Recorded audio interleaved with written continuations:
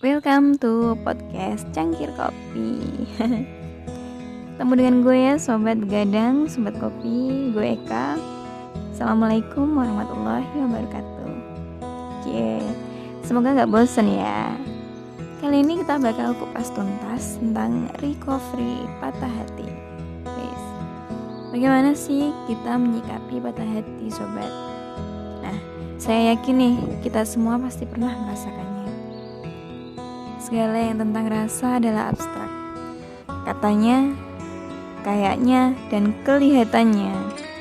Asumsi soal rasa yang sampai kapanpun akan jadi bisnis yang tak terselesaikan.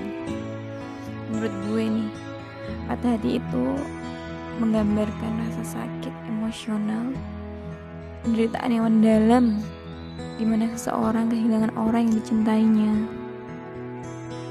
Entah karena cinta yang bertepuk sebelah tangan, juga karena cintanya ditolak, dibesarkan oleh kematian, atau tidak direstui orang tua. Meski kehilangan, tak semua tentang pasangan, bisa tentang kehilangan orang tua, anak, apapun yang penting dalam hidup lo. Tapi rasa itu tentang kita yang kendaliin, sobat. Menurut sahabat Ali bin Abi Thalib pernah memberikan nasihat bahwa cintailah seseorang itu sewajarnya saja, karena bisa jadi kau yang akan membencinya. Jangan terlalu cinta, sekedarnya saja. Terkadang hatimu terluka karena sikap beberapa orang yang bahkan lo gak pernah berpikir, apalagi berharap untuk melihat mereka terluka. Berilah setiap orang sesuai ukurannya. Misalnya gini nih, sobat. Saat lo niup sebuah lilin nih, balon ya.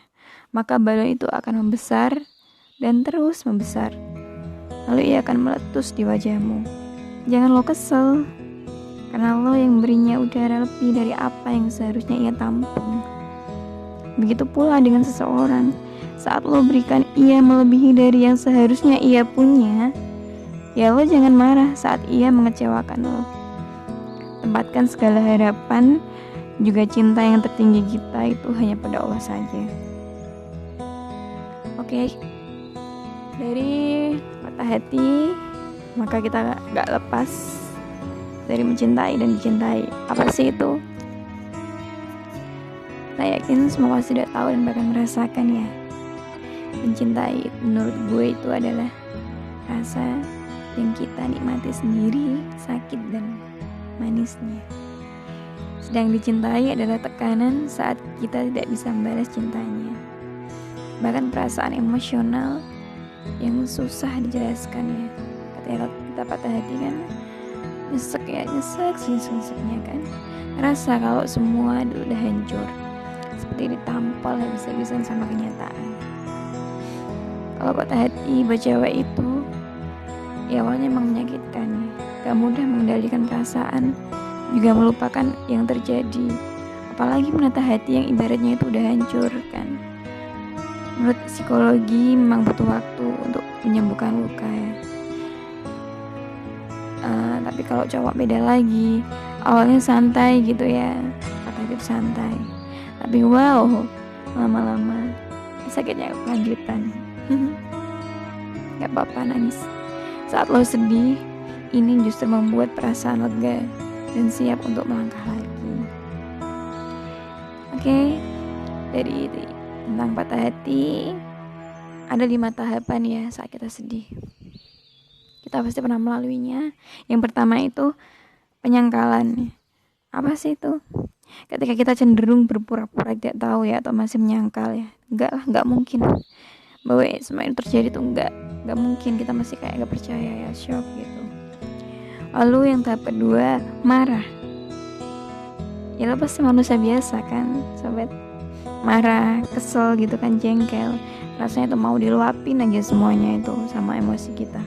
Melampiaskannya ke orang lain atau benda mati sekalipun. Yang ketiga itu proses menawar. Ini tahap ketika kita ingin memperoleh kontrol atas diri kita sendiri ya. Mulai bertanya-tanya nih, berandai-andai kan, bingung kenapa sih bisa muncul di tahap ini, apa salah gue gitu, kenapa sih gue seperti ini gitu, tega sama gue. Oke, selanjutnya adalah depresi. Depresi ini adalah ketika hal negatif ya terasa gak bisa dilawan dan bahkan berkumpul gitu, merasa putus asa atau gak tahu ya mau kemana dan gimana gitu. Oke, yang terakhir, penerimaan. Ketika kita mulai menerima hal buruk terjadi, memahami hal itu, dan mungkin saja pasrah ya dengan apa yang terjadi. Kita pasrahkan semuanya. Udah kayak gitu, udah harus nerima ya. Nah, di fase ini kita bisa lebih tenang dan memikirkan hal lain yang mesti dilakukan. Oke, lalu apa sih dan gimana sih caranya kita bisa merecovery patah hati, teman-teman? Menurut gue nih ya, yang pertama adalah deketin diri lo ke Allah. Ya, kita harus bisa memacu semangat kita untuk yakin dan husnuzon gitu sama Allah. Wah, aku harus memperbaiki diri nih, pasti ada yang salah sama diriku, pasti Allah rindu nih sama gue, rindu nih sama doa-doa gue kan. Ya kalau setiap yang kita inginkan maunya dikabulkan, kita gak pernah tahu indahnya mendekati Allah bersama jutaan doa dan harapan. Yang kedua, lo harus mulai bisa menerima kenyataan, menerima takdir meski kenyataan itu menyakitkan. Karena ketika lo semakin memungkiri keadaan, justru semakin sulit untuk hidup normal, atau dengan kata lain, berdamai dengan keadaan. Sebab sabar dan ikhlas, yakin kalau takdir Allah itu yang terbaik. Juga setiap yang hilang Allah yang ganti dengan yang lebih baik kan. Kalau setiap harapan kita selalu berjalan sesuai rencana, kita gak pernah belajar bahwa kecewa itu menguatkan. Believe me, you can. Hatimu milik Allah, siapapun tak ada yang bisa mematahkannya. Save our heart. Semoga banyak hati melunak, banyak marah mereda, dan banyak kecewa yang pulih. Semoga Allah mudahkan urusanmu hari ini. Semangat ya. Yang sakit cepat sembuh, yang sedang rapuh cepat bangkit, yang sedang dipatahkan hatinya, ingat ada cinta lain yang akan Allah berikan. When you have Allah, you have everything you need.